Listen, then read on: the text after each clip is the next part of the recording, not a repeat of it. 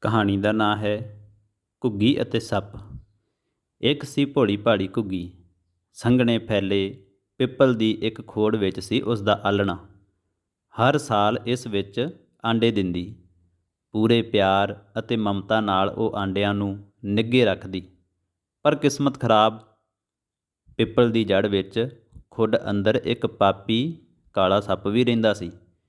ਨਿੱਕੇ ਨਿੱਕੇ ਬੱਚਿਆਂ ਦੇ ਖੰਭ ਆਉਣ ਹੀ ਲੱਗਦੇ ਕਿ ਉਦੀਂ ਖਾ ਜਾਂਦਾ। ਘੁੱਗੀ ਵਿਚਾਰੀ ਖੂਨ ਦੇ ਹੰਝੂ ਵਹਾਉਂਦੀ, ਮਿੰਨਤਾਂ ਕਰਦੀ, ਹੱਥ ਜੋੜਦੀ ਕਿ ਬੱਚੇ ਨਾ ਖਾ। ਹਰ ਵਾਰ ਸੱਪ ਕਿਹਾ ਕਰਦਾ, ਓਹੋ ਐਤਕਾਂ ਵੱਡੀ ਭੁੱਲ ਹੋ ਗਈ, ਅੱਗੇ ਤੋਂ ਖਿਆਲ ਰੱਖੂੰਗਾ, ਕਿਧਰਿਓਂ ਹੋਰ ਕੁਝ ਖਾ ਲਊਂਗਾ, ਪਰ ਤੂੰ ਕਿਤੇ ਹੋਰ ਥਾਂ ਨਾ ਜਾਈਂ। ਤੇਰੇ ਬੱਚਿਆਂ ਨੂੰ ਬਾਜ ਜਾਂ ਇੱਲਾਂ ਵੀ ਤਾਂ ਖਾ ਸਕਦੀਆਂ ਨੇ।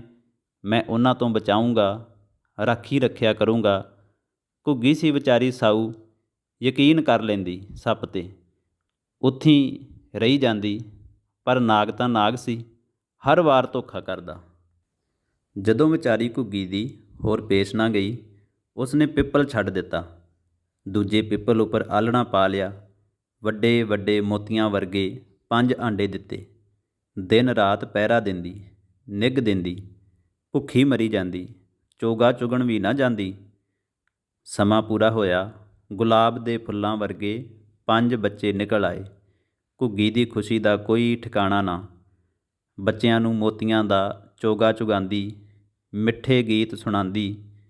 ਬੱਚਿਆਂ ਦੇ ਖੰਭ ਨਿਕਲਣ ਲੱਗੇ ਸਨ ਕਿ ਉਹੀ ਪਾਪੀ ਸੱਪ ਲੱਭਦਾ ਲਭਾਂਦਾ ਇਸ ਪਿੱਪਲ ਉੱਪਰ ਚੜ੍ਹ ਆਇਆ। ਗੁੱਸੇ ਨਾਲ ਜ਼ਹਿਰ ਉਗਲਦਾ, ਫੁੰਕਾਰੇ ਮਾਰਦਾ ਆਲ੍ਹਣੇ ਵਾਲੀ ਟਾਹਣੀ ਤੱਕ ਪੁੱਜ ਗਿਆ। ਸੱਪ ਦਾ ਫੁਕਾਰਾ ਸੁਣ ਕੇ ਘੁੱਗੀ ਦੇ ਗੀਤ ਉੱਪਰ ਤਾਂ ਜਿਵੇਂ ਬਿਜਲੀ ਡਿੱਗੀ ਹੋਵੇ। ਮੌਤ ਇਸ ਦੇ ਸਾਹਮਣੇ ਕੀ, ਮੌਤ ਤੋਂ 1000 ਗੁਣਾ ਵੱਧ ਡਰੀ। ਬੋਲੀ ਕੁਝ ਨਹੀਂ, ਮਰੀਆਂ ਮਰੀਆਂ ਅੱਖਾਂ ਨਾਲ ਸੱਪ ਵੱਲ ਵੇਖਦੀ ਰਹੀ। ਪਰ ਸੱਪ ਨੇ ਚੁੱਪ ਥੋੜ੍ਹਾ ਰਹਿਣਾ ਸੀ। ਬੋਲਿਆ, ਤੂੰ ਲੁਕ ਛਿਪ ਕੇ ਇੱਥੇ ਭੱਜ ਆਈ। ਪਗਲੀ, ਇਹ ਦੱਸ, ਮੌਤ ਦੀਆਂ ਅੱਖਾਂ ਤੋਂ ਕੋਈ ਛਿਪ ਸਕਦਾ ਹੈ? ਬੋਲ, ਹੁਣ ਕਿੱਥੇ ਜਾਏਂਗੀ? ਇਸ ਵਾਰੀ ਬੱਚੇ ਬੜੇ ਸੋਹਣੇ ਤੰਦਰੁਸਤ ਦਿੱਤੇ, ਖਾਣ ਦਾ ਮਜ਼ਾ ਆ ਜਾਊ ਇੱਕ ਵੇਰ। ਡਰਾਉਣੇ ਖਤਰਨਾਕ ਜਾਨਵਰ ਦੀ ਸ਼ਕਲ ਦੇਖ ਕੇ ਅਤੇ ਬੋਲ ਸੁਣ ਕੇ ਬੱਚਿਆਂ ਦੇ ਤਾਂ ਹੋਸ਼ ਉੱਡ ਗਏ। ਚੁੰਝਾਂ ਖੰਭਾਂ ਵਿੱਚ ਲੁਕੋ ਲਈਆਂ। ਚਾਰੇ ਪਾਸੇ ਉੱਡਦੀ ਫਿਰਦੀ ਘੁੱਗੀ ਨੇ ਮੀਂਹ ਵਾਂਗ ਹੰਝੂ ਵਹਾਏ, ਪਰ ਸੱਪ ਦਾ ਜ਼ਹਿਰੀਲਾ ਮਨ ਕਿੱਥੇ ਪਸੀਜਦਾ।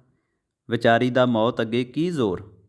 ਰੋ ਰੋ ਮਿੰਨਤਾਂ ਕਰਨ ਬਿਨਾਂ ਹੋਰ ਕੋਈ ਰਸਤਾ ਨਹੀਂ। ਪਰ ਸੱਪ ਨੂੰ ਉਸ ਦੇ ਰੋਣ ਧੋਣ ਨਾਲ ਕੀ ਵਾਸਤਾ। ਰਹਿਮ ਤਰਸ ਦੇ ਬੰਧਨ ਮੌਤ ਕਦੋਂ ਮਨਜ਼ੂਰ ਕਰਦੀ ਹੈ। ਥੱਕ ਹਾਰ ਕੇ ਦੁਸ਼ਟ ਨਾਗ ਅੱਗੇ ਉਸਨੇ ਆਖਰੀ ਮਿੰਨਤ ਕੀਤੀ। ਅੱਜ ਮੈਂ ਸੋਮਵਾਰੀ ਮੱਸਿਆ ਦਾ ਵਰਤ ਰੱਖਿਆ ਹੋਇਆ ਹੈ। ਅੱਜ ਦੇ ਦਿਨ ਮੇਰੀਆਂ ਆਂਦਰਾਂ ਨਾ ਸਾੜ, ਤੈਨੂੰ ਵੱਡਾ ਪਾਪ ਲੱਗੇਗਾ ਇਸ ਦਾ। ਇੱਕ ਦਿਨ ਦਾ ਕੀ ਹੈ, ਕੱਲ੍ਹ ਨੂੰ ਖਾ ਲਵੀਂ। ਸੱਪ ਨੇ ਵੀ ਕਿਤਿਓਂ ਸੁਣਿਆ ਹੋਇਆ ਸੀ ਕਿ ਸੋਮਵਾਰੀ ਮੱਸਿਆ ਦੇ ਦਿਨ ਪਾਪ ਕਰਨਾ ਬਹੁਤ ਮਹਿੰਗਾ ਪੈਂਦਾ ਹੈ। ਕਹਿਣ ਲੱਗਾ, ਚਲੋ ਕੋਈ ਗੱਲ ਨਹੀਂ, ਮੈਨੂੰ ਬਹੁਤੀ ਕੀ ਕਾਲ, ਅੱਜ ਨਹੀਂ ਤਾਂ ਕੱਲ੍ਹ ਸਹੀ। ਅੱਜ ਤੇਰੀ ਗੱਲ ਮੰਨ ਕੇ ਮੈਂ ਭੁੱਖਾ ਚਲਾ ਜਾਂਦਾ ਫਿਰ, ਪਰ ਯਾਦ ਰੱਖੀ, ਕੱਲ੍ਹ ਨੂੰ ਨਹੀਂ ਛੱਡਣੇ ਤੇਰੇ ਬੱਚੇ। ਨਾਲੇ ਪਾਗਲਾਂ ਵਾਂਗ ਰੋਣ ਧੋਣ ਨਾ ਕਰਿਆ ਕਰ, ਖਾਣ ਦਾ ਮੇਰਾ ਸਾਰਾ ਸਵਾਦ ਕਿਰਕਿਰਾ ਹੋ ਜਾਂਦਾ ਹੈ। ਘੁੱਗੀ ਦਾ ਵਿਚਾਰੀ ਦਾ ਕੀ ਜ਼ੋਰ, ਅੱਖਾਂ ਪੂੰਝ ਕੇ ਬੋਲੀ, ਠੀਕ ਹੈ, ਤੈਨੂੰ ਬੁਰੀ ਲੱਗਦੀ ਆ ਤਾਂ ਨਹੀਂ ਰੋਂਦੀ। ਸੱਪ ਬੱਚਿਆਂ ਦੇ ਗੁਲਾਬੀ ਰੰਗ ਨੂੰ ਦੇਖਦਾ ਦੇਖਦਾ ਹੇਠਾਂ ਉਤਰ ਕੇ ਖੁੱਡ ਵਿੱਚ ਛੁਪ ਕੇ ਬੈਠ ਗਿਆ।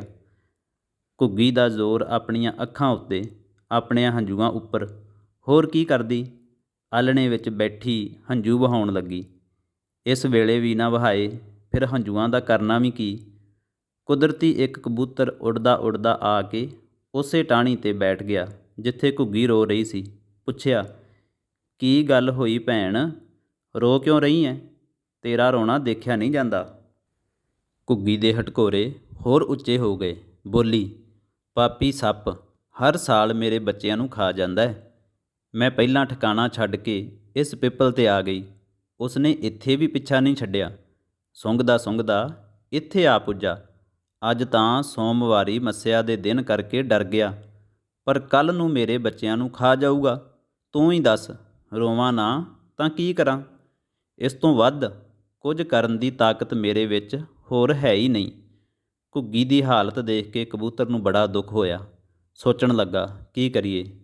ਸਿਰੇ ਦਾ ਅਕਲਮੰਦ ਸੀ ਕਬੂਤਰ। ਰਸਤਾ ਲੱਭ ਗਿਆ। ਘੁੱਗੀ ਦੇ ਹੰਝੂ ਪੂੰਝ ਕੇ ਕਹਿਣ ਲੱਗਾ, ਹੁਣ ਰੋਣਾ ਬੰਦ ਕਰ। ਮੈਂ ਇਸ ਦੁਸ਼ਟ ਨੂੰ ਮਰਵਾ ਕੇ ਰਹੂੰਗਾ। ਇਤਬਾਰ ਕਰ, ਅਕਲ ਦੀ ਤਾਕਤ ਅੱਗੇ ਸਰੀਰਕ ਬਲ ਕੀ ਮੁਕਾਬਲਾ ਕਰੂ? ਧਿਆਨ ਨਾਲ ਮੇਰੀ ਗੱਲ ਸੁਣ। ਘੁੱਗੀ ਦੇ ਸਿਰ 'ਤੇ ਹੱਥ ਰੱਖ ਕੇ ਕਬੂਤਰ ਨੇ ਢਾਰਸ ਬਣਾਈ ਤੇ ਕਿਹਾ, ਤੂੰ ਇਉਂ ਕਰ, ਇੱਕ ਨਿਓਲੇ ਨੂੰ ਖਾਣੇ ਦਾ ਨਿਉਂਦਾ ਦੇ। ਨਿਓਲਾ ਸੱਪ ਦਾ ਜੱਦੀ ਦੁਸ਼ਮਣ ਹੈ। ਜਦੋਂ ਉਸ ਦੀ ਨਿਗਾਹ ਸੱਪ ਉੱਪਰ ਪਈ, ਫਿਰ ਨਹੀਂ ਛੱਡਦਾ, ਬੋਟੀ ਬੋਟੀ ਕਰ ਦੇਊਗਾ, ਦੇਖੀ। ਇਹ ਗੱਲ ਘੁੱਗੀ ਨੂੰ ਜਚ ਗਈ। ਥੋੜ੍ਹੀ ਦੇਰ ਵਾਸਤੇ ਦੁੱਖ ਵੀ ਭੁੱਲ ਗਈ। ਚੁੰਨੀ ਦੇ ਪੱਲੇ ਨਾਲ ਹੰਝੂ ਪੂੰਝੇ ਕਬੂਤਰ ਨੂੰ ਕਿਹਾ, ਆਲ੍ਹਣੇ ਦਾ ਖਿਆਲ ਰੱਖੀ, ਮੈਂ ਹੁਣੇ ਆਈ। ਉੱਡ ਗਈ। ਥੋੜ੍ਹੀ ਦੂਰ ਹੀ ਗਈ ਸੀ ਅਜੇ, ਇੱਕ ਝਾੜੀ ਨੇੜੇ ਨਿਓਲਾ ਖੇਡਦਾ ਦਿਸਿਆ। ਤੁਰੰਤ ਡਲੇ ਵਾਂਗ ਜ਼ਮੀਨ 'ਤੇ ਉਤਰੀ। ਨਿਓਲੇ ਨੂੰ ਰਾਮ ਰਾਮ ਕਰਕੇ ਬੋਲੀ, ਨਿਓਲੇ ਵੀਰ, ਅੱਜ ਮੈਂ ਸੂਰਜ ਪੂਜਣਾ ਹੈ। ਤੈਨੂੰ ਨਿਉਂਦਾ ਦੇਣ ਆਈ ਹਾਂ। ਤੈਨੂੰ ਮੇਰੇ ਆਲ੍ਹਣੇ ਤੱਕ ਆਉਣ ਦੀ ਖੇਚਲ ਕਰਨੀ ਪਵੇਗੀ। ਨਿਓਲਾ ਖੁਸ਼ੀ-ਖੁਸ਼ੀ ਉਸ ਦੇ ਪਿੱਛੇ-ਪਿੱਛੇ ਤੁਰ ਪਿਆ। ਘੁੱਗੀ ਨੇ ਨਿਓਲੇ ਅਤੇ ਕਬੂਤਰ ਨੂੰ ਪਹਿਲਾਂ ਸ਼ਰਬਤ ਪਿਲਾਇਆ, ਫਿਰ ਵੰਨ-ਸੁਵੰਨੇ ਖਾਣੇ ਤਿਆਰ ਕਰਨ ਲੱਗੀ। ਨੇੜੇ ਬਿਠਾ ਕੇ ਦੋਵਾਂ ਨੂੰ ਹੱਥਾਂ ਨਾਲ ਬੁਰਕੀਆਂ ਖਵਾਈਆਂ। ਨਿਓਲਾ ਇਸ ਸੇਵਾ ਤੋਂ ਬੜਾ ਖੁਸ਼ ਹੋਇਆ, ਕਹਿੰਦਾ, ਭੈਣ ਸੁਖੀ ਵੱਸੇਂ, ਕਦੇ ਕੋਈ ਕੰਮ ਹੋਵੇ ਮੈਨੂੰ ਦੱਸੀ। ਨਿਓਲੇ ਨੇ ਇਹ ਬਾਤ ਕਹੀ, ਸੁਣਦਿਆਂ ਘੁੱਗੀ ਦੀਆਂ ਅੱਖਾਂ ਵਿੱਚੋਂ ਫਿਰ ਹੰਝੂ ਵਗਣ ਲੱਗੇ। ਹਉਕੇ ਲੈਂਦੀ ਲੈਂਦੀ ਬੋਲੀ, ਵੀਰ, ਮੇਰੇ ਉੱਪਰ ਸੰਕਟ ਆਇਆ ਹੋਇਆ ਹੈ, ਇਸੇ ਕਰਕੇ ਤੈਨੂੰ ਯਾਦ ਕੀਤਾ ਹੈ। ਤੇਰੇ ਬਿਨਾਂ ਮੈਨੂੰ ਦੁੱਖ ਵਿੱਚੋਂ ਕੋਈ ਨਹੀਂ ਕੱਢ ਸਕਦਾ। ਮੇਰੀ ਅਰਦਾਸ ਤਾਂ ਰੱਬ ਵੀ ਨਹੀਂ ਸੁਣਦਾ। ਤਾਂ ਹੀ ਤੇਰੇ ਕੋਲ ਆਈ, ਮੇਰੀ ਮਦਦ ਕਰ। ਰੋਂਦੀ ਰੋਂਦੀ ਨੇ ਨਿਓਲੇ ਨੂੰ ਸਾਰੀ ਕਹਾਣੀ ਸੁਣਾ ਦਿੱਤੀ।